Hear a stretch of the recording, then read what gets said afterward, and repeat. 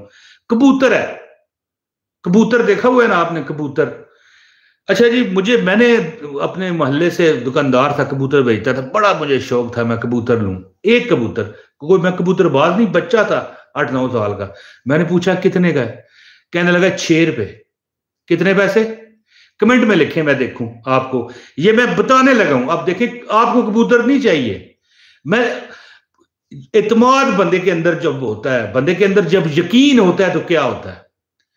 मैंने दुकानदार से पूछा, अपने मोहल्ले में ही था, दूर मैंने क्या जाना, 6 साल का बच्चा। मैंने कहा कितने का है, कहने लगा 6 रुपए। उस वक्त मुझे 4 आने मिलते थे, 4 चवनियां हो ना तो 1 रुपया बनता है। तो कितने पैसे, कितनी चवानियां हो तो 6 रुपए बनते हैं। गौर करें, लिखे कमेंट में। आज मैं देखना चाहता हूं, आज मैं नहीं, आज मैंने देखना है। 4 चवानियां हो तो 1 रुपया बनता है। 6 रुपए बनाने के लिए कितनी चवानियां चाहिए? मुझे 1 चवानी मिलती थी उस दौर में, 1 चवानी। मैं देखता हूं कौन बताता है, कितनी चवानियां हो तो 6 रुपए बनते हैं।